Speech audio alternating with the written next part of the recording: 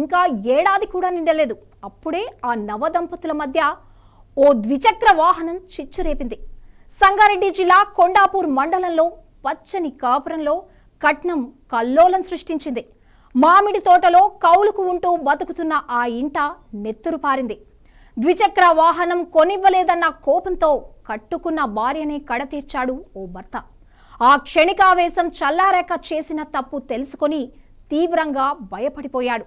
అధికారులు అదుపులోకి తీసుకుంటారనే ఆందోళనతో తాను కూడా ఉరివేసుకుని ప్రాణాలు విడిచాడు. కేవలం 11 నెలలకే ఈ జంట కథ ఇంత దారుణంగా ముగుస్తుందని ఎవ్వరూ ఊహించలేరు. మృతురాలి తండ్రి ఫిర్యాదుతో దర్యాప్తు అధికారులు రంగంలోకి దిగారు. అసలు ఆ మామిడి తోటలో ఆ రోజు ఏం జరిగిందో ఇవాల్టి క్రైమ్ టుడేలో తెలుసుకుందాం.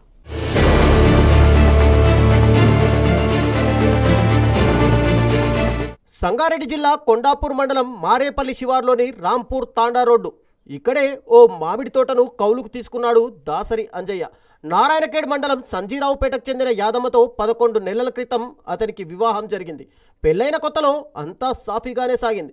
కానీ రాను రాను అంజయ్య మద్యానికి బానిసయ్యాడు. ఈ క్రమంలోనే తనకు కట్నంగా కొత్త బైక్ కొనివ్వాలని భార్యపై ఒత్తిడి పెంచాడు. అత్తింటి వారు 2 నెలలు గడువు అడిగినా అతను వినలేదు. నిత్యం ఇదే విషయమై భార్యాభర్తల మధ్య తీవ్రస్థాయిలో గొడవలు జరుగుతూ వచ్చాయి. మరి ఆ రోజు ఏం జరిగిందంటే, అంజయ్య తల్లి పండ్లు అమ్మేందుకు సదాశివపేటకు వెళ్ళింది. ఇంట్లో అంజయ్య యాదమ్మ ఇద్దరే ఉన్నారు. మళ్ళీ బైక్ విషయంలో ఇద్దరి మధ్య వాగ్వాదం జరిగింది. కోపంతో రగిలిపోయిన అంజయ్య పూర్తిగా విచక్షణ కోల్పోయాడు. క్షణికావేశంలో గదిలో ఉన్న చున్నితో యాదమ్మ మెడకు ఉరి బిగించాడు. ఊపిరాడక ఆ 20 ఏళ్ల యువతి అక్కడికక్కడే ప్రాణాలు వదిలింది. భార్య చనిపోయిందని నిర్ధారించుకున్న తర్వాత అంజయ్యలో వణుకు మొదలైంది. కటకటాల వెనక్కి నెడతారన్న భయం పట్టుకుంది. ఈ ఆందోళనతోనే ఇంటికి కాస్త దూరంలో ఉన్న మామిడి చెట్టుకు ఉరేసుకున్నాడు. పండ్లు అమ్మి మధ్యాహ్నం ఇంటికి వచ్చిన తల్లికి కొడుకు కోడలు ఇద్దరు విగత జీవితులుగా కనిపించడంతో కన్నీరు బొన్నురుగా విలపించారు.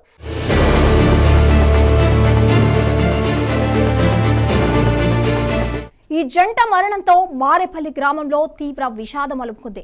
యాదమ్మ తండ్రి సాయిలు ఫిర్యాదుతో దర్యాప్తు బృందం ఘటనా స్థలానికి చేరుకుంది. కొండాపూర్ సిఐ సుమన్ కుమార్, డిఎస్పీ సత్తయ్య గౌడ్ ఆధారాలు సేకరించారు. వరకట్న మరణంగా కేసు నమోదు చేశారు. అలాగే అంజయ్య ఆత్మహత్యపై దర్యాప్తు చేస్తున్నారు. శవ పరీక్ష నివేదిక వచ్చిన తర్వాత అవసరమైతే హత్య కేసుగా మారుస్తామని అధికారులు స్పష్టం చేశారు. క్షణికావేశం ఇద్దరి ప్రాణాలను బలి తీసుకుని 2 కుటుంబాలకు తీరని శోకాన్ని మిగిలించింది. మద్యం, కట్నం, వ్యామోహం నిండు జీవితాలను ఎలా నాశనం చేస్తాయో ఈ ఘటనే ప్రత్యక్ష ఉదాహరణ అని చెప్పుకోవచ్చు.